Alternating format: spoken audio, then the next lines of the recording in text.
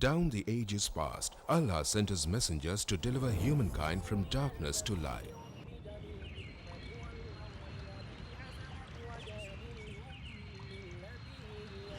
That's also the ongoing mission of Islamic Research Foundation or IRF, spreading the truth of Allah's final message to mankind. Founded in 1991, IRF today offers some of the best services and facilities in the world for presenting an understanding of Islam in an objective and scientific way. Its programs are primarily focused on correcting misconceptions and promoting understanding of Islam. IRF also imparts dawah training to dais to aptly convey the message of Islam. Dr. Zakir Naik, President of IRF, reaching out across countries worldwide, from America to Europe to Africa to Asia to Australia, strives to clarify Islamic viewpoints. He dispels the many media myths and anti-Islamic prejudices propagated the world over by anti-Islamic forces. IRF today is creating a change in the hearts and minds of millions of Muslims and non-Muslims worldwide towards a proper understanding and respect for Islam. Have a question or doubt about Islam and its teachings? Now you know. One of the best resource centers to get convincing answers from is Islamic Research Foundation, Mumbai, India. For more information, log on to our website www.irf.net. Glory be to Allah, all praise to Allah. There is no God but Allah. Allah is great. All power and might belong to Allah, the Most High, the Great. We made peace a symbol of ours. In the name of peace we gather here now. Oh Lord, please make these days of ours on this earth filled with peace.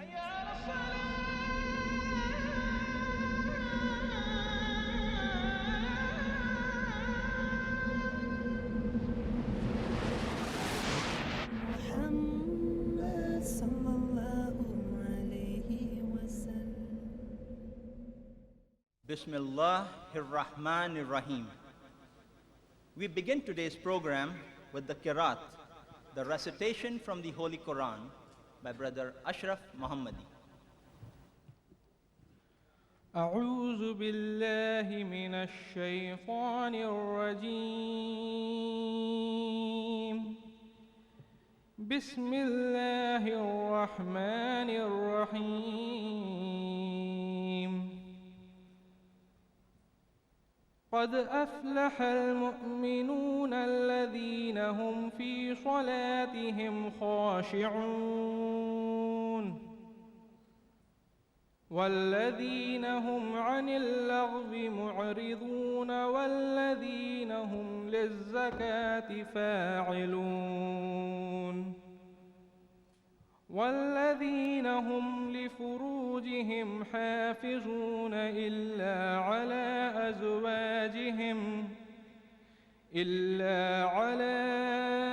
أزواجهم أو ما ملكت أيمانهم فإنهم غير ملومين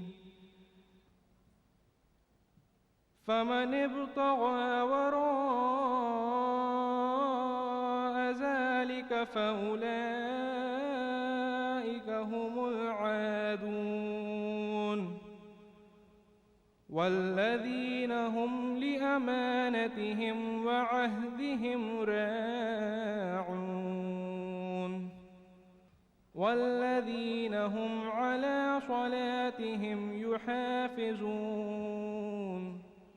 أولئك هم الوارثون الذين يرثون الفردوس هم فيها خالدون صدق الله العظيم. The translation from Surah Al-Mu'minun, chapter 23, verses 1 to 11. I seek refuge with Allah from Satan the accursed. In the name of Allah, most gracious, most merciful. The believers must eventually win through, those who humble themselves in their prayers, who avoid vain talk, who are active in deeds of charity, who abstain from sex except with those joined to them in the marriage bond, or the captives whom their right hands possess, for in their case they are free from blame. But those whose desires exceed those limits are transgressors, those who faithfully observe their trusts and covenants, and who strictly guard their prayers. This will be the heirs who will inherit paradise. They will dwell therein forever. Verily, Allah has spoken the truth. Respected brothers and sisters, Assalamu alaikum. May peace be on you. On behalf of the Islamic Research Foundation, I, Dr. Muhammad Naik, welcome all of you to today's program. The Islamic Research Foundation strives for Islamic dawah, the proper presentation, clarification, and understanding of the message of Islam, as well as removing misconceptions about Islam amongst less aware Muslims as well as non-Muslims. Reason, logic, and modern scientific understanding are the basis of all its presentations.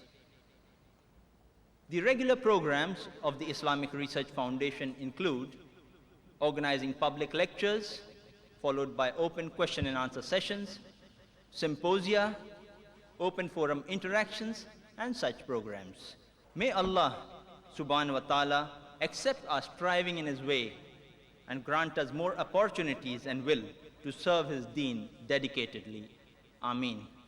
Dr. Zakir Naik is the president of the Islamic Research Foundation. Dr. Zakir has left his medical profession to devote himself wholeheartedly in spreading the truth of Islam, as well as removing misconceptions about Islam amongst non-Muslims as well as less aware Muslims, especially through his public talks and TV programs the world over. He is appreciated more so for his convincing answers to challenging questions posed by audiences and critics at his public talks. Salah is the most important pillar of Islam after Iman or faith. Salah is the Arabic term for the Muslim prayer, which is commonly known as namaz in Urdu. Today, Dr. Zakir will present the Islamic perspective and concept of Salah and its objectives in his talk on Salah, the programming towards righteousness. Brothers and sisters, Dr. Zakir Naik. Alhamdulillah, wassalatu wassalam, ala rasulillah, wa ala alihi, wa sahbihi ajmain. Amma ba'd, a'udhu billahi minash shaitanir rajim, bismillahir rahmanir rahim, utlu ma uhiya ilayka minal kitabi, wa aqimis salata, inna salata, tanha anil fahsha'i wal munkar. Bismillahir rahmanir rahim, rabbi shrah li sadri, wa yassir li amri, wahlul uqdatam min lisani yafqahu qawli. My respected elders and my dear brothers and sisters, I welcome all of you with the Islamic greetings. Assalamu alaikum wa rahmatullahi wa barakatuh. May peace, blessings and mercy of Allah subhanahu wa ta'ala be on all of you. The topic of this morning's talk is Salah, the programming towards righteousness. Most of the people, they translate Salah into English as the prayer. The prayer is not the exact translation of the Arabic word Salah, because to pray means to beseech, to ask earnestly, like how you pray or beseech in a court of law. To pray means to supplicate, to ask for help. The dua is the supplication, the prayer. Salah is not merely to pray. It means much more than that. Because in Salah, besides asking for help from Allah subhanahu wa ta'ala, we Muslims, we also praise Him. We also receive guidance from Him. And the Salah simultaneously is a sort of programming. It is a conditioning, or in layman's terminology, it is brainwashing. But if someone is going to offer Salah, and if a person asks him that, where are you going? And if he says he's going for brainwashing, or if he's going for programming, it will sound odd. Therefore, I personally do not mind if people use the word prayer for the Arabic word Salah. But they should remember that Salah is much more than merely to pray. The moment you hear the word programming, you start thinking of a computer. If you allow me to call the human being a machine, I would say it's the most complicated machine on the face of the earth. It is much more complicated than the most advanced computer in the world. And we human beings, we are the ashraful makhluqat, the best of creations of Allah subhanahu wa ta'ala. And the Holy Quran says in At-Teen, chapter number 95, verse number 4, لَقَدْ خَلَقْنَا الْإِنسَانَ فِي أَحْسَنِ تَقْوِيمٍ, that verily we have created the human beings in the best of molds. The psychologists, they tell us that our mind is not directly under our control. The body is directly under our control. If I want to lift my hand, I can lift it. If I want to bring it down, I can bring it down. If I want to take a step forward, I can take it. The body is directly under our control. But the mind is not directly under our control. Therefore, most of us, we might have experienced that while we offer Salah, our mind keeps on wandering. And suppose if a student, after appearing for his examination, if he offers Salah, he starts reviewing his examination paper in the Salah. He starts thinking that the answer I gave to question 2, instead of this, I should have written that. If a businessman offers Salah, he starts thinking that how much profit have I made today? How much goods did I sell? If a housewife, if she offers Salah, she may start thinking that what should I cook for my husband? Should I cook biryani or should I cook pulao? It's very common that during Salah, our mind keeps on wandering. Why does the mind wander? The reason is because our mind is empty. And a mind cannot remain empty. Therefore, it wanders. Most of the Muslims, they know the basic things that we recite in our Salah. The Surah Fatiha and the few verses of the Holy Quran, or the short surahs of the Holy Quran, which we recite in the Salah. We Muslims, we recite it so mechanically that even if you wake up a Muslim from the middle of his sleep and ask him to recite Surah Fatiha, he can do it 100 miles per hour.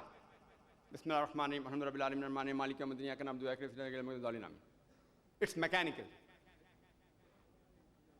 And because it is mechanical, only a minute portion of a mind is utilized in reciting the mechanical portion, which we know by heart.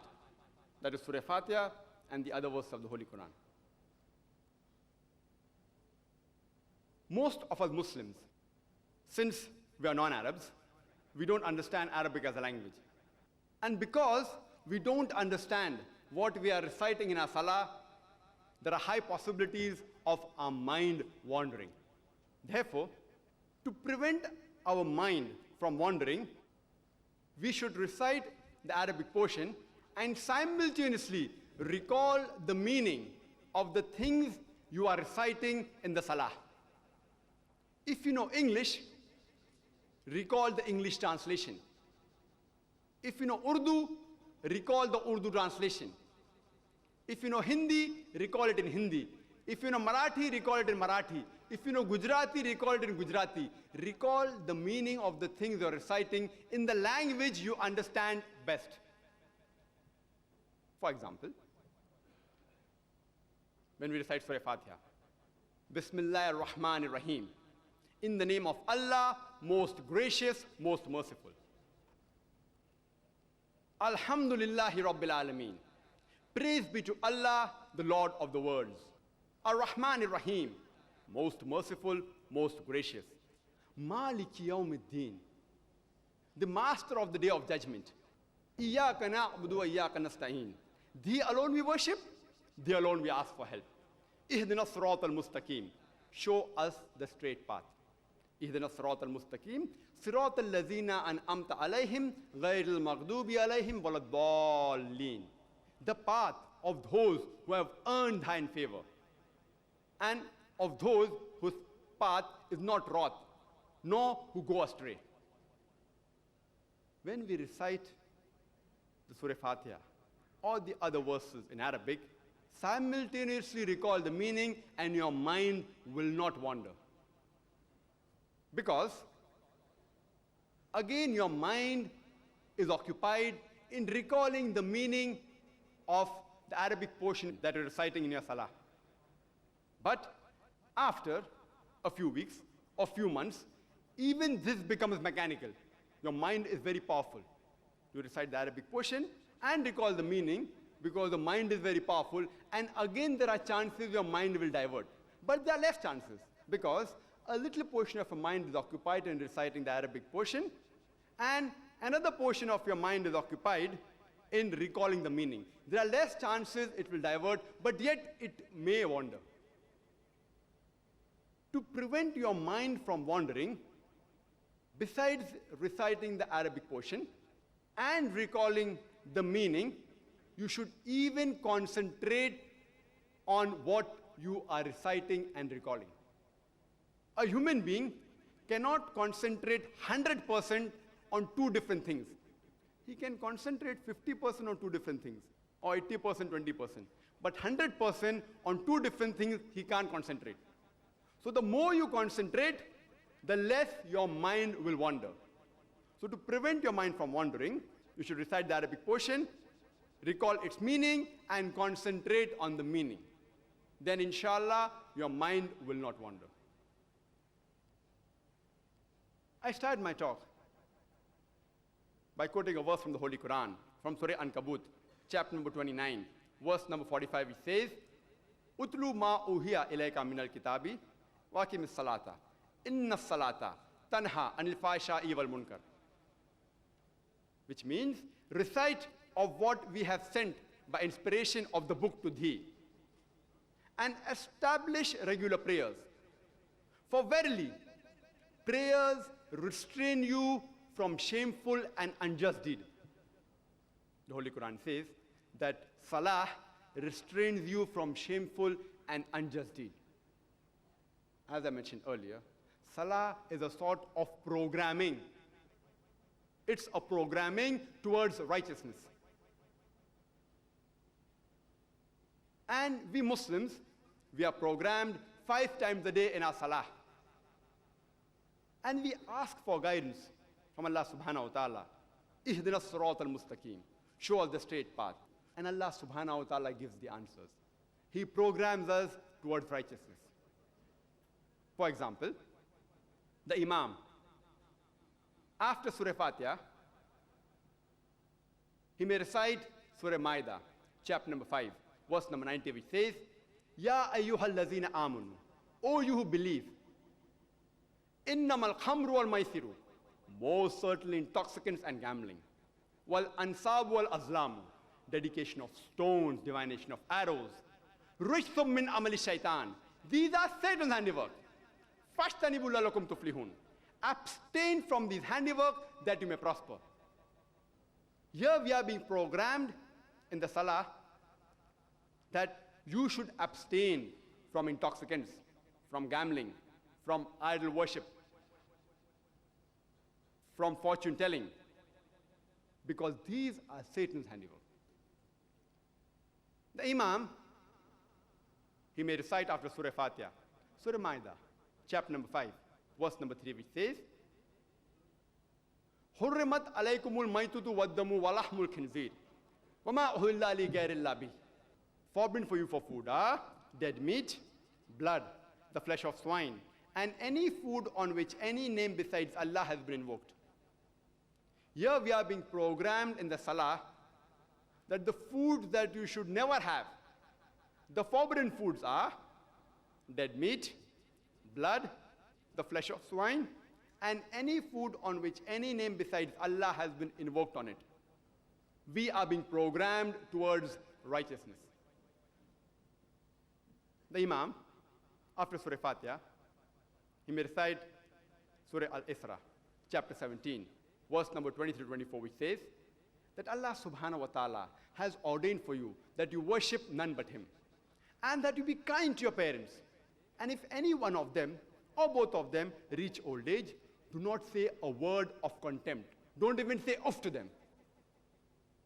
But address them with humility, and lower your wing of kindness to them, and pray to the Lord that have mercy on them as they cherished me in childhood. We are being programmed that we have to be good to your parents. And if any one of them or both of them reach old age, yet you should not even say off to them. We are being programmed in our Salah. The computer normally requires programming only once. But since the human mind has a free will of its own, which the computer doesn't have, the human beings have to be programmed regularly. Because the amount of wrong things we see around us in the society, like ease-teasing, bribing, cheating, robbing, alcoholism, drug addiction, molestation, there are high chances that our mind can get deprogrammed. Therefore, we have to be kept on being regularly programmed to keep us on the Sirat al-Mustaqim, on the straight path. Some people may ask that, why don't you offer Salah only once? Why offer 5 times a day? For a healthy body, a human being requires minimum 3 meals a day. If he has 1 meal a day, he will not have a very healthy body. Similarly, for a spiritual soul, a human being requires minimum 5 times of programming, 5 times of Salah. 1 is not sufficient. That's the reason we Muslims, we offer Salah 5 times a day.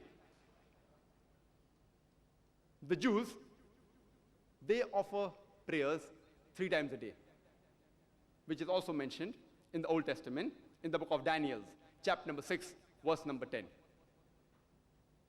We Muslims, we offer minimum 5 times Salah every day. And it's a commandment of Allah subhanahu wa ta'ala which has been given to all the Muslims. And it's mentioned in the Holy Quran in Surah Hud, chapter number 11, verse number 114. In Surah Isra, chapter 17, verse number 78. In Surah Taha, chapter number 20, verse number 130. And Surah Rum, chapter number 30, verse number 17 and 18. These few verses of the Holy Quran, they instruct the Muslims to offer Salah 5 times a day. The 5 daily Salahs which we Muslims should offer are the Fajr Salah, which begins from any time between the break of dawn till just before sunrise. The second is the Zuhr Salah, after the sun reaches its highest point, from the decline of the sun till the midpoint between noon and sunset. Third is the Asr Salah, after the Zuhr Salah ends until just before sunset. The fourth is the Maghrib Salah, immediately after sunsets till the end of twilight. And the Isha Salah, immediately after twilight, it can be offered before midnight. A Muslim should offer Salah minimum 5 times a day. And when we offer Salah, and before we enter the mosque, we Muslims, we remove our footwear. And this was the same commandment which was given by Allah subhanahu wa ta'ala to Musa alayhi salam, Moses, peace be upon him, which is mentioned in the Holy Quran in Surah Taha, chapter number 20, verse number 11 and 12. When he approached the fire, he heard a voice, "O Moses, verily I am thy Lord. Put off thy shoes, for thou art in the sacred valley of Tuwa." This was a commandment given by Allah subhanahu wa ta'ala to Musa alayhi salam. A similar message is mentioned in the Bible, in the Old Testament, in the book of Exodus, chapter number 3, verse number 5. It says, "He, Lord Almighty, says to Moses, draw not nigh hither, take off thy shoes from thy feet, for thou art on sacred grounds." A similar message is repeated in the book of Acts, chapter number 7, verse number 33. The Lord tells to Moses, "Put off thy shoes from thy feet, for thou art on sacred grounds." And we Muslims, we are even given the option to wear the shoes when we enter the mosque or when we offer Salah by our beloved Prophet Muhammad sallallahu alaihi wasallam. Our beloved Prophet said, "But when you wear the shoes, the sole should be clean." And it's mentioned in Abu Dawud, volume number 1, in the book of Salah, Kitab Salah, chapter number 240, hadith number 652, the Prophet said, "Be different than the Jews, for they always, during prayer, remove their shoes or sandals." It's also mentioned in Abu Dawud, volume number 1, in the Kitab Salah, chapter number 240, hadith number 653, that Amr bin Shuaib, on the authority of his father, said that his grandfather said, "I saw the Prophet pray both barefooted and with sandals." The reason we Muslims, we take off our shoes before we enter the mosque or for Salah, or clean the soles of our shoes, is because we are hygienic people. We want to keep our place of worship clean. Before we offer Salah, there is a call for prayers. And in different religions, you have different ways of calling people to come to prayer. For example, the Jews, they use the trumpet, as it's mentioned in the Bible. In the book of Numbers, chapter number 10, verses 1 to 3, Lord spake to Moses and told him to make 2 trumpets of silver and to use it to call the assembly. The Christians, they use the church bell. Some tribes, they use the drum. In Islam, we use the human voice. And the call for prayer is called as adhan.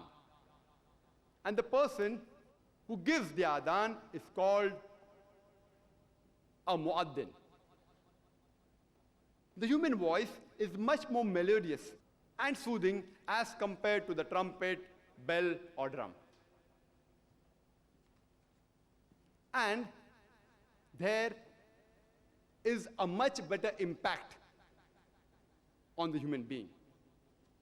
There are many non-Muslims who have reverted to Islam only by hearing the adhan.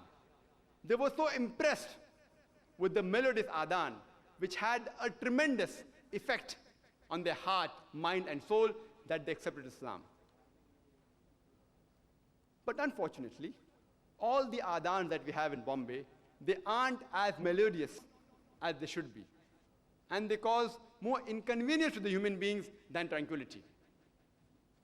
Therefore, I request all the muaddin that they should hear the adhan of the Haramain Sharif, Masjid Nabawi in Medina and Masjid Haram in Makkah, as an example of what a adhan should be like.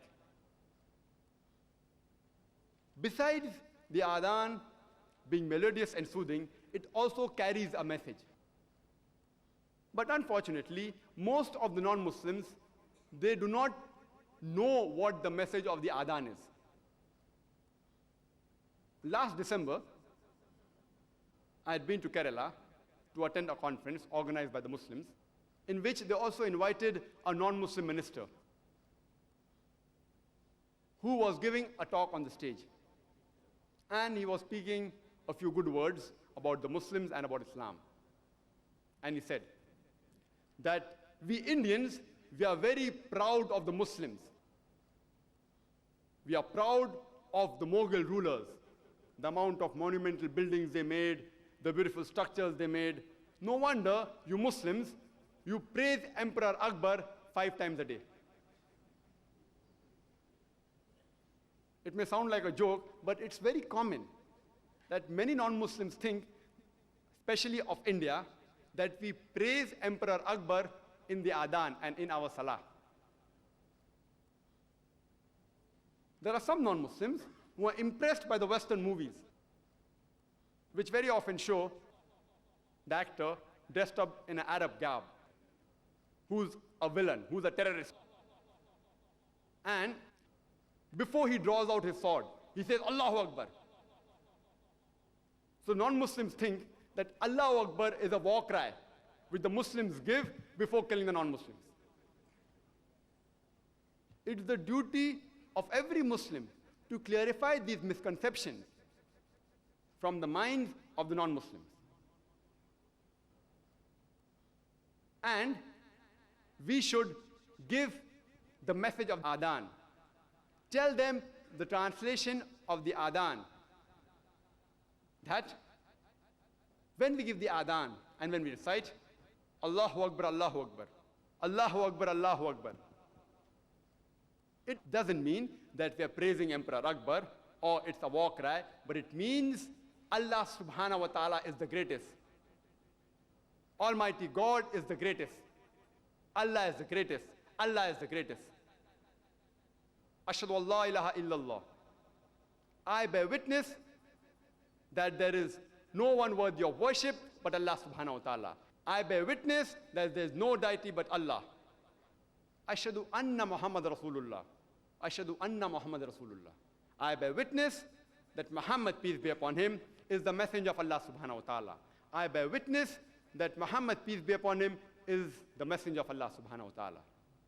Hayya ala salah, hayya ala salah. Come for salah, come for salah.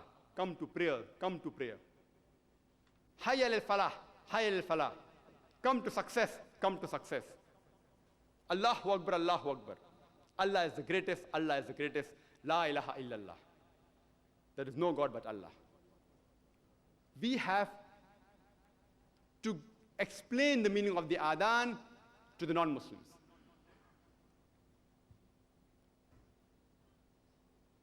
It is a duty of the Muslims that we deliver the message of Islam and explain about it to the non-Muslims.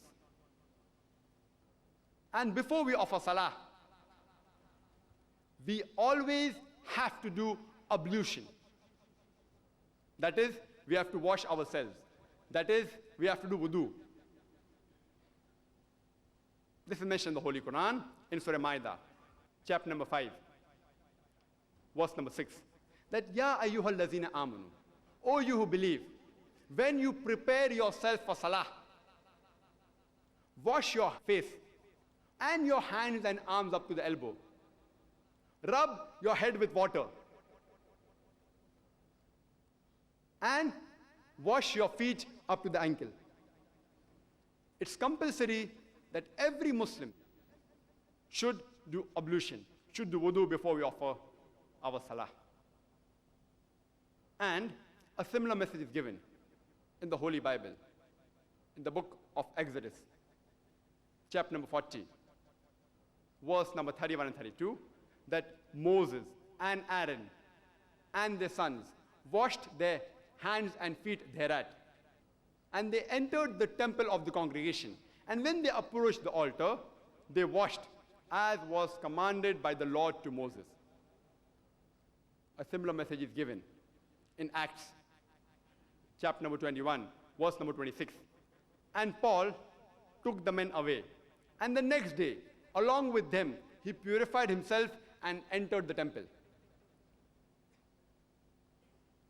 We Muslims, we do ablution. We wash ourselves. We do the wudu before we offer the salah to keep ourselves clean. We are hygienic people. And besides keeping ourselves clean, the wudu is also a sort of psychological preparation, a mental preparation that we do before we communicate with Allah subhanahu wa ta'ala. And our beloved Prophet said, it's mentioned in Sahih Bukhari, volume number 1, in the book of Salah, chapter number 56, hadith number 429, that the earth is made as a place for me and my followers to do sujud, as a masjid. Masjid means a place to do sujud. Our Prophet said that the whole world, the complete earth is a masjid for the believers. But natural, the place where you offer your salah, where you do sujud, it should be clean. It's also mentioned in Sahih Bukhari, volume number 1, in the book of Adhan, chapter 75, hadith number 692. Anas, may Allah be pleased with him, he said that the companions, when they stood for salah, his shoulder touched with the shoulder of his companion, and his foot touched with the foot of his companion. A similar message is repeated in the book of Salah, in Abu Dawood, in chapter number 245, hadith number 666. The beloved Prophet, before starting the Salah, he said, straighten your rows, stand shoulder to shoulder, close in the gaps, and do not leave any opening for the devil. The Prophet was not referring to the devil which you see in the Onida TV ad on the comic strip with 2 horns and a tail. The Prophet was referring to the devil of racism, of caste, of color, of wealth, irrespective whether you're black or white, whether rich or poor, whether king or pauper, to whichever family you may belong. When you stand for salah, stand shoulder to shoulder. The basic method, the outline of offering salah, is given in a nutshell in the Holy Quran. The Holy Quran says in Surah Al-Baqarah, chapter number 2, verse number 144, that turn your face to the sacred mosque. Wherever you are, turn your face in that direction. It's compulsory that when we offer salah, we should face the Qibla, that's towards the sacred mosque, towards Kaaba.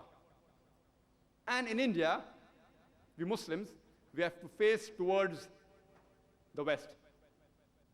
And when I travel in India, if I don't know the Qibla, the direction, and if I have to ask a non-Muslim, I do not ask him where is the west. What I do is I ask him where is the east, and then I face in the opposite direction. Otherwise, he may think that we are worshipping the Western world.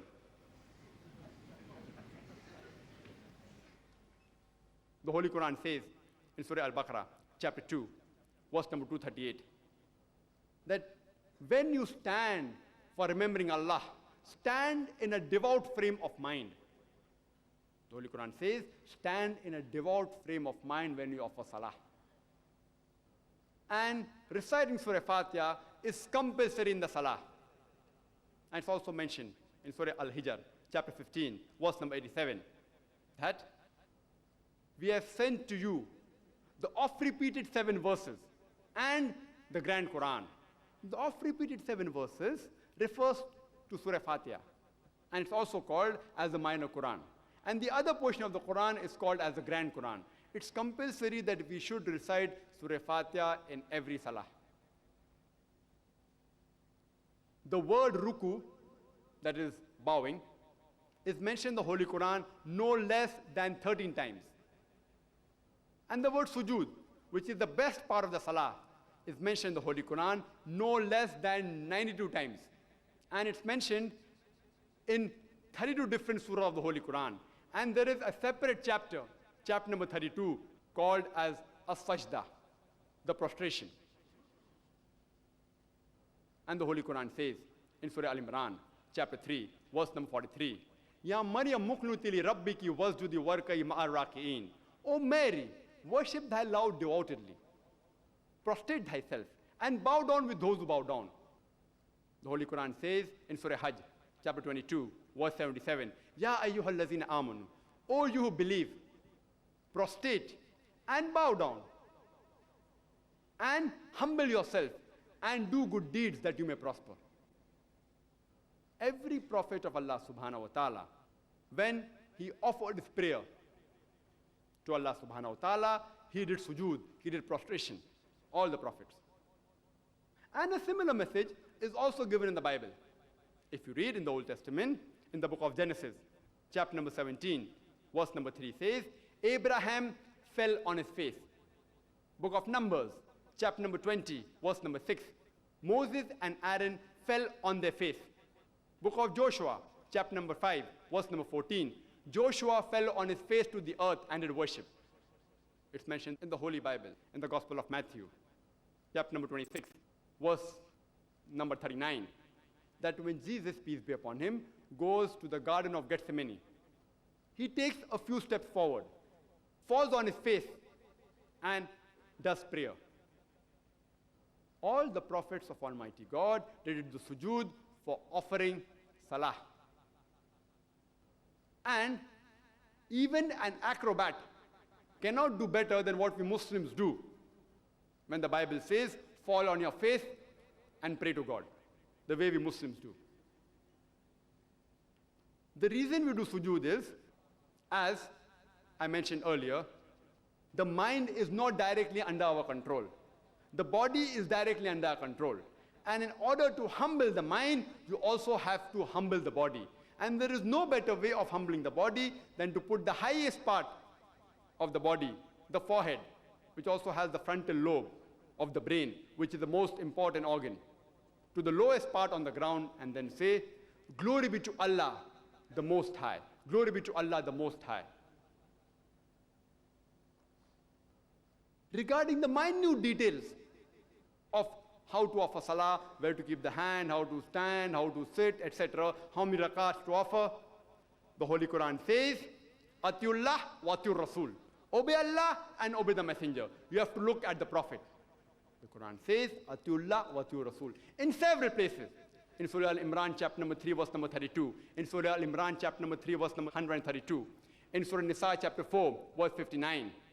In Surah Ma'idah, chapter 5, verse 92. In Surah Anfal, chapter number 8, verse number 1. In Surah Anfal, chapter number 8, verse number 20. In Surah Anfal, chapter number 8, verse number 46. In Surah Nur, chapter number 24, verse 54. In Surah Nur, chapter 24, verse 56. In Surah Muhammad, chapter 47, verse number 33. In Surah Mujadila, chapter 58, verse number 13. In several places, in Surah Taghabun, chapter number 64, verse number 12, the Holy Quran says, Atiullah wa atiur Rasul. Obey Allah and obey the Messenger. For the minute details, look at the Prophet. And it's mentioned in Sahih Bukhari, volume number 1, in the book of Adhan, chapter number 18, hadith number 604, as well as in Sahih Bukhari, volume number 9, hadith number 352, the Prophet said, pray as you have seen me praying. Pray as you have seen me praying. So minute details, you have to refer to the authentic hadith. The Salah is the most important pillar of Islam after Iman, after faith. And the Holy Quran says in Surah Al-Riyadh, chapter 51, verse 56, وَمَا خَلَقْتُ الْجِنَّ وَالْإِنسَ إِلَّا لِيَعْبُدُونَ, that I have created the jinn and the men not but to worship me. And the Arabic word ibadah comes from the root word abd, which means a slave, a servant. It's the duty of every servant to be obedient to his master And every human being is a servant of Allah subhanahu wa ta'ala, of Almighty God. And it's the duty of every human being to be obedient to Allah subhanahu wa ta'ala. The moment you follow the commandments of Allah subhanahu wa ta'ala, you are doing ibadah, you are doing worship. If you abstain from the things which Allah subhanahu wa ta'ala has prohibited you from doing, you are doing ibadah. Many people have the misconception that Salah is the only form of ibadah. In fact, Salah is the most important form of ibadah, but it's not the only form of ibadah. Following the commandments of Allah subhanahu wa ta'ala is ibadah, and Salah is the most important form of ibadah. Salah can also mean rendering obedience. You can only be obedient if you know what you're reciting in your Salah, if you know what Allah subhanahu wa ta'ala has commanded you to do. Therefore, it's compulsory that every Muslim should know what he is reciting in his Salah. He should also read the Holy Quran. If he doesn't understand Arabic, he should also read its translation, its meaning, so that he can implement on the commandments of Allah subhanahu wa ta'ala. There are various dangers if a person doesn't offer Salah. There are chances your faith can become weak, or it can even get lost. Because the human being thinks that the well-being and honor that he has is due to the worldly material things, and he goes away from Allah subhanahu wa ta'ala. There is lack of discipline when he goes away from Allah subhanahu wa ta'ala. To acquire the worldly desires, the material things, there are chances that he may do foul play and go away from the Sirat al-Mustaqim, from the straight path. There is lack of inner peace. Irrespective how much wealth a person has, the wealth cannot gain him peace. And the reason that the people don't offer Salah is due to lack of knowledge. The Holy Quran says in Surah Al-Imran, chapter 3, verse number 185, Kullu nafsin zaikatul maut. Every soul shall have a taste of death. And you shall have your total recompense on the day of judgment. And only he who is saved from the hellfire and is admitted to the gardens shall have achieved the objectives of the life. For verily, the life in this world is a mere deception of goods and chattels. There are various benefits of offering Salah. Salah is a way of life. It caters to the spiritual aspect of your soul and the physical needs of your body. The Salah, it increases your faith. It strengthens your faith. The Holy Quran says in Surah Anfal, chapter number 8, verse number 2, that the true believers are those who, when Allah is mentioned, feel a tremor in the heart.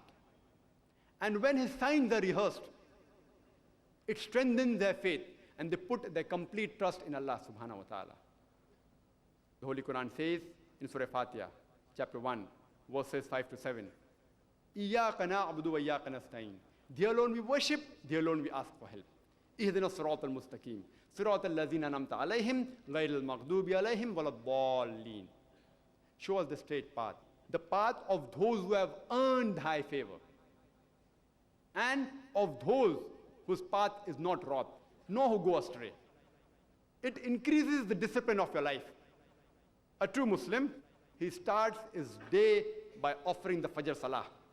And in the Fajr Salah, the Muazzin, in the Adhan, he also adds, As-salatu khairun minan nawm. That Salah is better than sleep.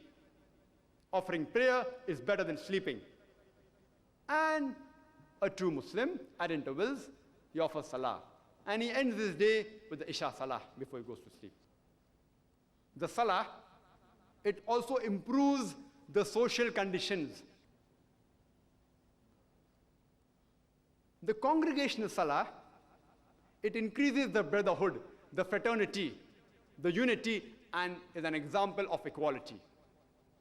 The solidarity increases. When the people of the community, they meet each other, and the love and affection between them increases. The Holy Quran says in Surah Hujurat, chapter 49, verse number 13, Ya ayyuhan nasu, inna khalaqnakum min zakrin wa unsa wa ja'alnakum shu'uban wa qaba'ila lita'arafu, inna akramakum indallahi atqakum, inna Allaha alimun khabir. O humankind, we have created you from a single pair of male and female, and have divided you into nations and tribes, so that you shall recognize each other, not that you shall despise each other. And the most honored in the sight of Allah subhanahu wa ta'ala is the person who has taqwa, who has righteousness. And Allah is all-knowing, full of wisdom. The criteria for judgment in the sight of Allah subhanahu wa ta'ala, it's not caste, it's not color, it's not creed, it's not wealth, it's not sex, but it is taqwa, it's righteousness, it's God consciousness, it's piety. The Holy Quran says in Surah Humazah, chapter 104, verse number 1, وَيْلُلْ لِكُلِّ هُمَزَةٍ لُمَزَةٍ. Woe to every kind of scandal monger and backbiter. The Salah prevents us from scandal mongering and backbiting. The Holy Quran says in Surah Hujurat, chapter 49, verse number 11 and 12, Ya ayyuhal lazina amanu, O you who believe, let not men amongst you laugh at others. You may never know that the latter may be better than the former. Let not women laugh at others. You may never know that the latter may be better than the former.